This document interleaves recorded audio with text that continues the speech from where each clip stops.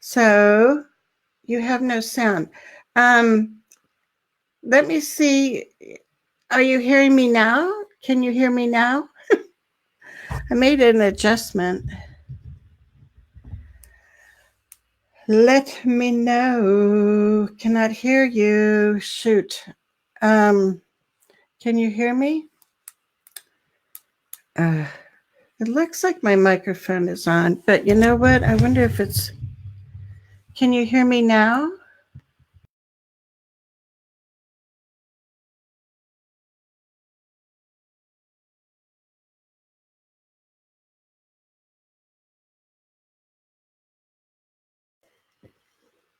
Okay, so it sounds like you can hear me now. I think my volume on my mic was down. I apologize. So what we're talking about is progress monitoring, and I'll go back here to some of these slides. But basically what we want to do is first, we have to make sure that your child has a measurable goal. Because if the goal isn't measurable, then it's going to be really hard for them to tell any progress that your child's made. And what I was also saying was if you want to get the handout about progress monitoring and progress reports, to write progress in the comments, and I can get that sent to you. So let's go back here on track. What I was saying is it's like super important that the goal be measurable and that the teachers actually measure and take data on what your child is doing. And then they need to record it, right? So it's not just something like from their memory, but they actually, plot it on a graph, write it down as anecdotal notes. Somehow they've got to be recording the progress and the data that they're taking. And then the third thing that teachers need to be doing is monitoring that. So they need to stop and reflect. It's like, is the child making progress? Because the next step is, if progress isn't really being made, they need to be able to say, maybe we need to go to plan B or plan C. If they pick an instructional strategy at the beginning of the year and it doesn't seem like your child is learning with that instructional strategy, that's a huge, should I do my red flag? That's a huge red flag. And the teacher should be then saying, I've got to change something here. And then after they've reflected on that, what we want them to do is make adjustments if necessary, and then write that progress report and write it so it's meaningful and it gives you information versus just being, some kind of checklist or some kind of numbers or letters that says that your child is making progress. So I'm glad we have sound. Next, we're going to look at how is your child's progress currently being measured. Now, you might not remember off the top of your head, so maybe tonight you could go back and look at your child's IEP, because sometimes what I see in IEPs is just, like I said, kind of generic kinds of things. So if you could type in the comments how your child's progress on goals is being monitored. Do they actually take data? Are they just using teacher observation? Are they just kind of in their gut thinking of how well your child has done the past month or so? So type in the comments how on your child's IEP they have it written how they're going to evaluate that progress. And so Angie says, let me bring up her question. How do we get them to keep data? My son's IEP goals all state that they will be measured by teacher observation, but they're not keeping data. What's the best way to request it? Excellent question. And it's like at the opportune moment, Angie, because we're going to talk about that right now, because that's the thing. I mean, so many times I do see just teacher observation, and being a teacher, I feel like my observations are really valid and they do have credibility, but that's part of the picture. One of the ways, Angie, that you can have more accountability is have written in each IEP goal that there's also going to be a weekly log kept by the teacher. Because what you want to make sure is happening is that that observation is really being done on a regular, ongoing basis, and that they're really writing comments down. When I was teaching, one of the easy ways for me to do it was I would have a clipboard and I would have like a sheet of, those address labels, kind of peel off stickers. And I could, during reading group, I could jot down something for each student on one of those labels. When reading group was done, I could peel off the label and stick it on the child's folder. When I was walking around the class helping kids with math, I could again jot down notes on that sticker label. And at the end of math, I could pull those off and put them on the child's folder. So, I mean, one of the things I think is to talk to teachers and verify or kind of honor that their job is really busy. And it's like, you understand. And so you could say, one tip I heard from another teacher was to use these labels, and use that as a suggestion. But I think if you amend the IEP and say, I feel like teacher observation is valuable, let's put in there that there's a weekly log of those evaluations. And then the other thing that you can do is ask for a copy of the weekly logs, or, you might do it by the month, but somehow you want to say in the IEP, so people are accountable, that you'll get a copy of the report. So, sometimes they're like, what? I can't do that. But it's like, no, if you're taking the data or writing notes about observation, they could do something, click, with their phone and send you a text message, and you could see the picture of their weekly log. So unless you hold them accountable, you're probably not going to see any of that. So see if that makes sense, Angie, or if you have a follow-up. And Kimberly is saying, they measure it every week is what it states, and they report it 4 times a year to a parent. Yeah, and a little bit further into the show, we're going to talk about increasing the frequency of getting your progress reports. So they're not just 4 times a year, because that, that can be a long time to wait 9 weeks before you really figure out if things are working or not. And Kimberly said, we just had quarterly parent-teacher conferences, and it seemed all the progress was determined the week prior to our conference, and half of that progress was recorded and tested by the para. Is that allowed for the para to do the progress monitoring? What's allowed and what's specific in the law, there's not, to my knowledge, and I'm not an attorney, but to my knowledge, there's nothing in IDEA or the regs that say who has to do the progress monitoring. However, it's pretty standard procedure that paras can only do something under the supervision of a certified teacher. So that would be one thing to check. And 2, it depends on how much you trust them, right?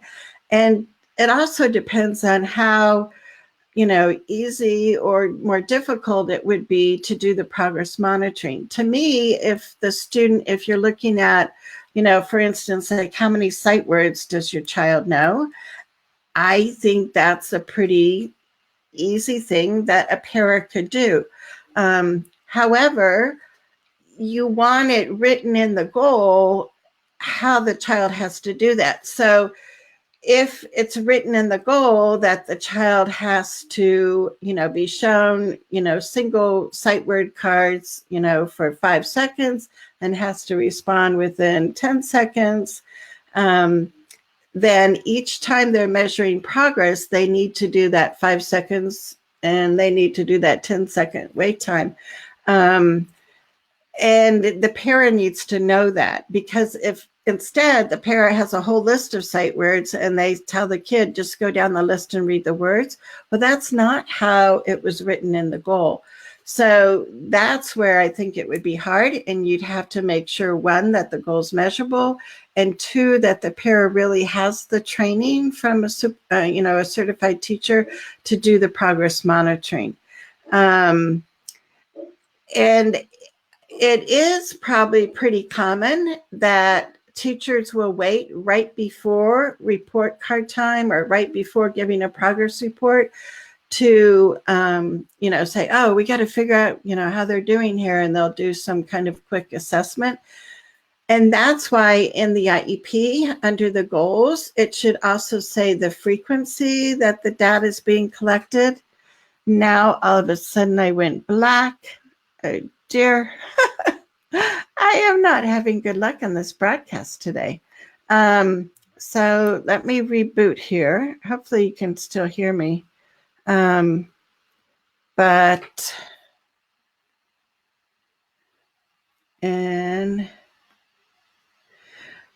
Kimberly says, love.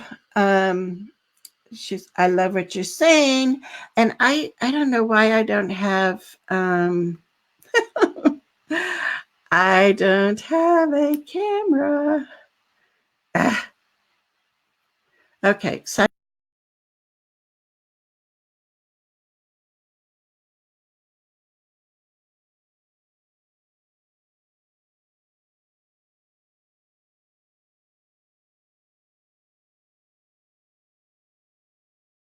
I can see myself. Hopefully you can see me. So that's the big thing, is to, make sure that there's some kind of training going on. So in the supplemental aids and services section of the IEP, that's where teacher, para, therapist training can be. And so if they plan on using a para to do the progress monitoring, then another thing I would suggest is that you ask that the IEP be amended and that there be training provided for the para for the observation part. So hopefully that makes sense. Yes, Cynthia says she can hear and see me. Yes. Okay, good. So teacher observation can be one part. I don't think you want that all to be measured by teacher observation. And if they do that, make sure that they have a weekly log. You really want objective data collected on each IEP goal. Going to be a really crucial component to test and see if what they're doing is working. And when I look at objective data being collected, like I had said earlier, one of the big important things is to make sure that they not only take the data, but they also actually use the data to inform their decisions, right? A lot of times parents are kind of trained to ask the question, show me the data. And you go to the IEP meeting and they might pull out some, pretty colored line graphs that have all kinds of lines and arrows. And it's like, okay, they showed me the data, but is it really good data or is it more junk data? So when they are showing you the data, take a minute to ask them to explain it more so you really understand it. And this is where you just have to be comfortable saying, even after they explain it, if it doesn't make sense, you need to say, I'm sorry, but can you say that again? Or can you explain it in a different way? Can you give me some examples? Because you don't want to just kind of fluff over the data that they've collected. You, as a parent, your child needs to know what kind of progress they're making. And so that's really important. So, yeah, you might see lines like this where their aim line is in red, and that's where they want the child to be going. And then they have the different data points of where they've taken the data. And Angie, this kind of goes back to your question, I think, as far as, or maybe it was Kimberly that was talking about only having progress monitoring taken right before the report card or the progress report comes out, is you want, for a lot of goals, I think you want either weekly or every other week, some kind of data collected and plotted, because just having it right before they make the report doesn't really help you to see what that progression is and how fast they're making progress. It just gives you another point, but it doesn't really show you the growth. So that's what we really want to make sure that we see. And I'm going to check here and see if we have any questions. Now, one of the things that can be changed with progress monitoring reports is exactly what goes in the report. So how many of you get progress reports that will have like a letter P for progressing, or a number 3 that means the goal hasn't been worked on yet, which is kind of crazy, right? But so let me know in the comments, when you get progress reports, what kinds of things are actually written in the progress report. And I'm going to take a sip of water while you write that in.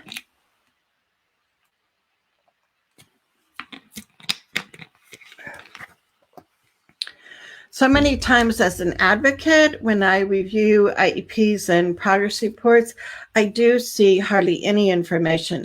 I know we have a therapist, Casey, and she wasn't able to join us live, but she was talking about she spends time to make sure that, not only does she give data information, but she also writes a few sentences for a narrative to explain the progress that your child's made. And again, this can be something that you actually get written in the IEP. So if it's not there now, you can request a meeting to amend the IEP and get it to be more individualized and more specific for your child. So this is where you're typing in the comments what information you want to get. So one of the things that I look at is, what does the goal say, how we're going to measure it? So if the goal says we're going to use a percentage of accuracy, then in the progress report, I want to know what the percentage of accuracy is. So, if there's a goal that your, child, is, 80% accurate on their addition facts, and of course it'd be more in there that's not measurable. But if they say a percentage, correct, then when they give the progress report, I want to know. So we want, at the end of this IEP to be at 80% accuracy. Where are we now? How accurate? What's, and we have a baseline that we started at. So then that can help us. So if your child has a number in their goal that says, they'll learn, 57 more sight words, then when the progress report comes, I want to know what the number is of how many words did they learn this past time period. And the other thing with things like that is I also want to see which words they know and which words they missed. So they usually will have that kind of information, but they don't necessarily think of sharing it with parents. And so you can have an informal talk with the teacher and say, it really would help me, because we work on this at home. If you could, when you're doing your data collection, if you can snap a picture of it, if you can text it to me, if you can email it to me, so I know which words they're missing at school, which words they're getting right, or, whatever the goal is about. Some goals are written with minutes as being the measurement. So how long a student is on task. Instead of getting a progress report that says P, that they're making progress on, attending to the task, ask that it be in minutes. So if the goal is for them to, independently work on something for 10 minutes, I want to know this past reporting time, how many minutes are they on task? So we can keep track of that throughout the year and not just come to May and go, yikes, we're like not close to being on track. So let me know if this is helpful. You can give us some love. So yes, we got a thumbs up. So if this is good, give us a thumbs up, give us some hearts. And we have people saying this is excellent information. Again, if you want a copy of, I always do the show notes with key takeaways. Notice my keys. Key takeaways of today's show and a handout about progress reporting. Just type the word progress in the comments and my IEP bot will get you signed up for that.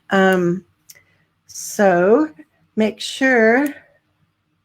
Yeah, so Angie was saying what she gets is progress, goal not met, or no progress. And so, yeah, I mean, that tells you nothing, right?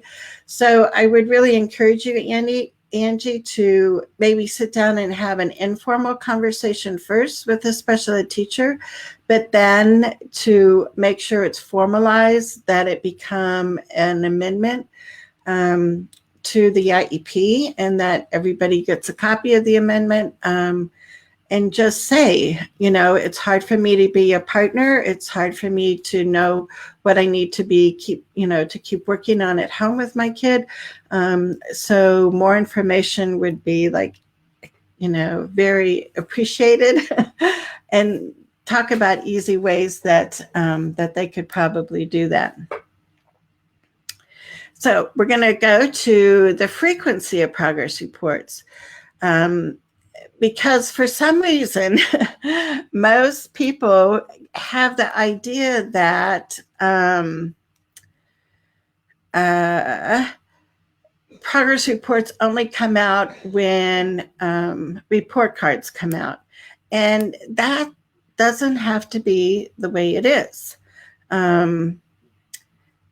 In the regulations in 2006, when the regulations came out for the reauthorized IDEA, it gave an example of progress reports sent home at the same time report cards are sent home.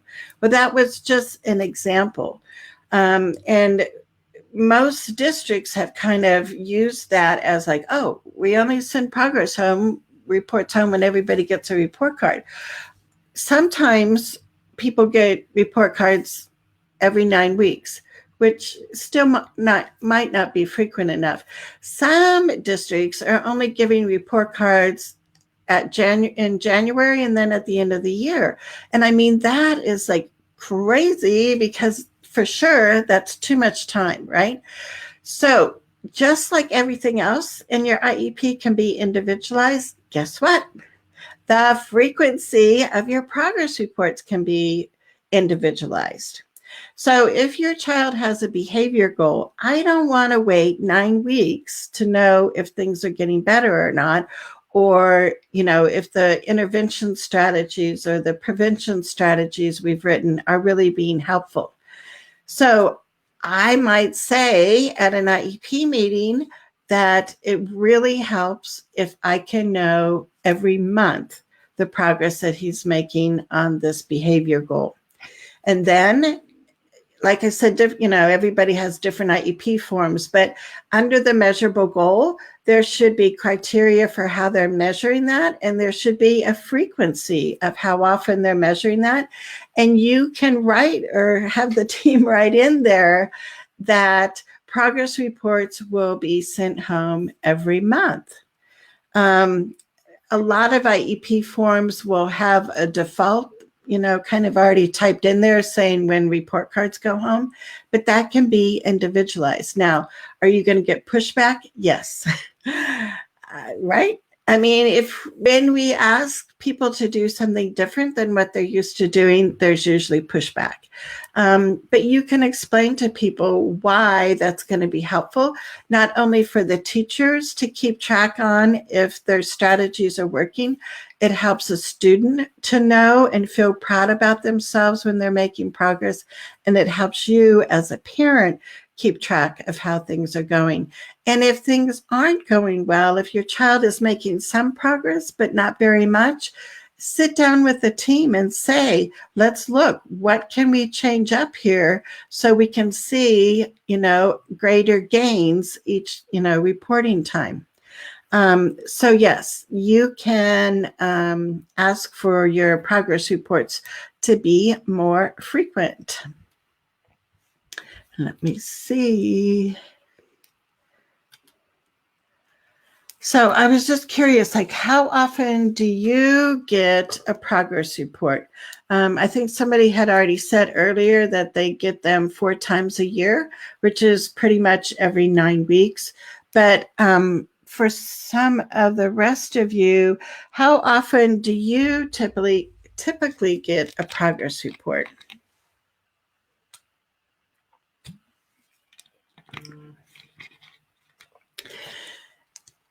The other thing that I've noticed is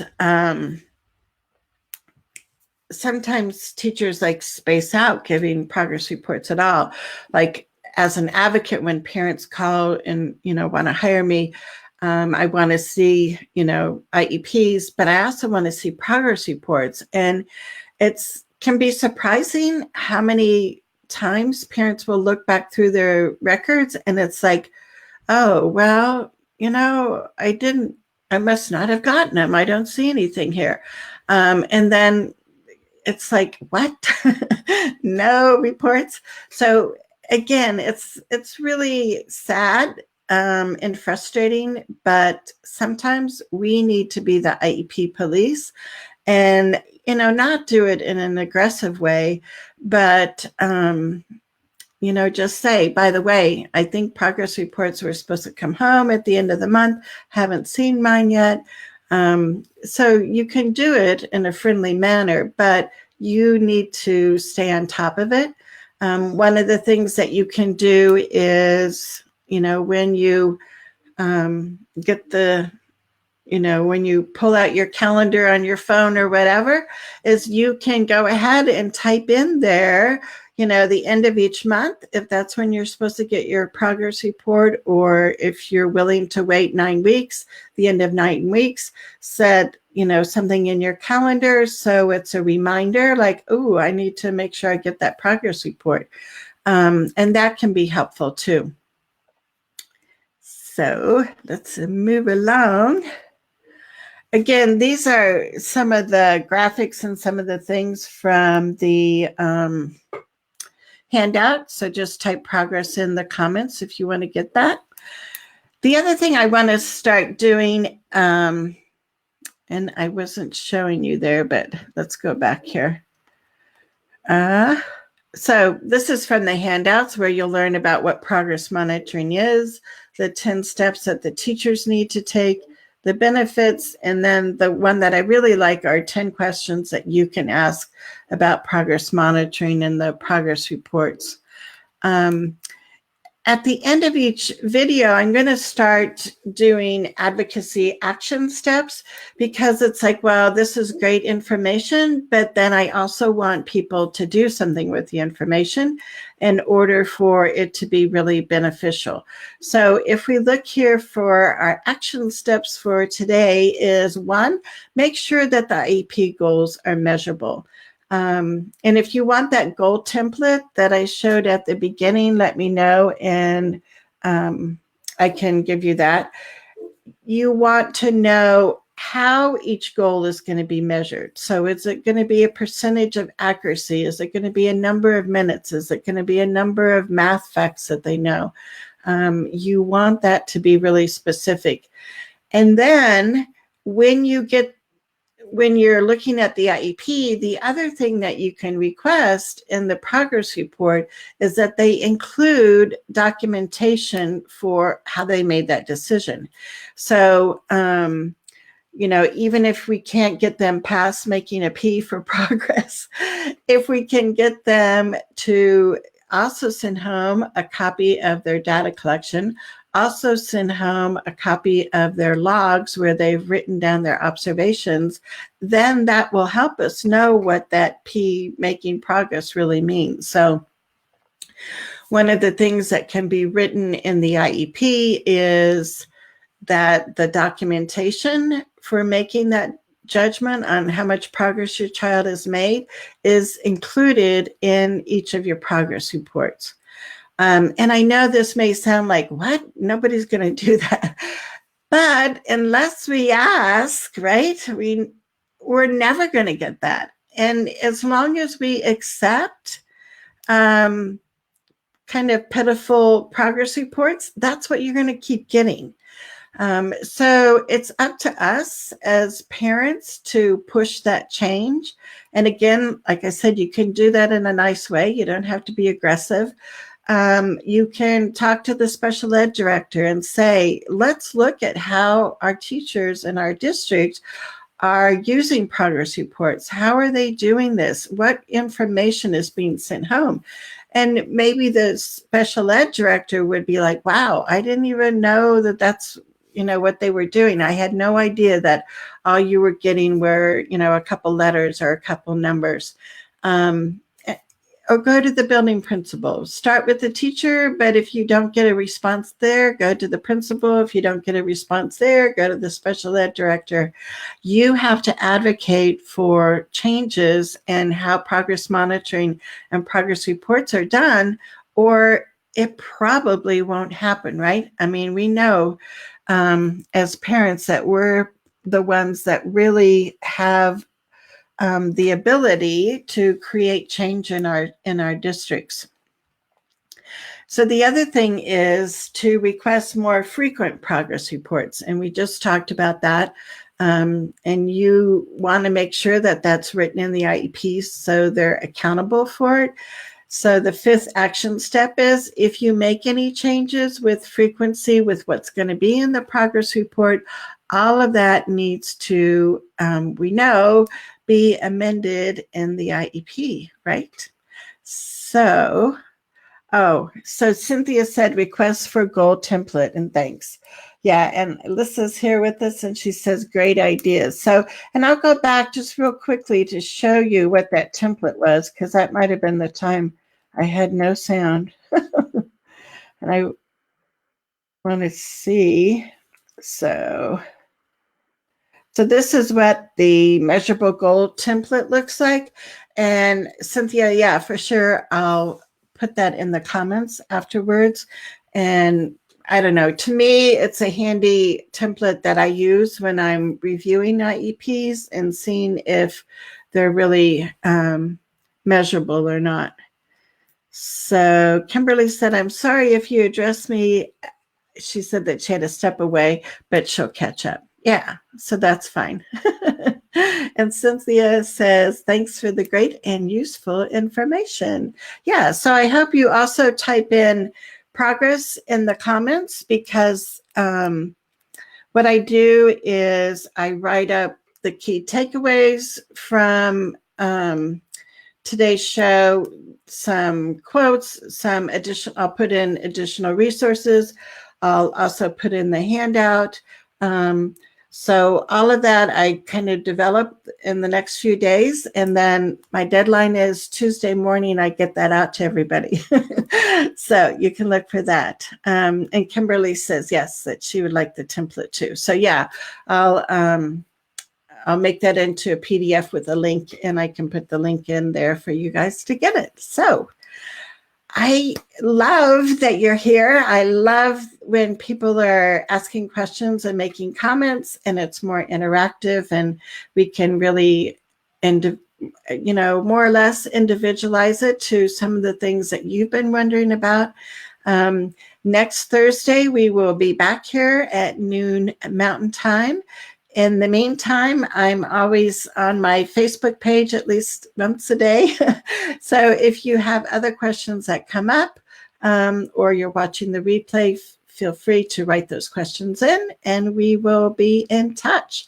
So until next Thursday, have a great day. Enjoy your weekend and we shall see you next week. Bye-bye.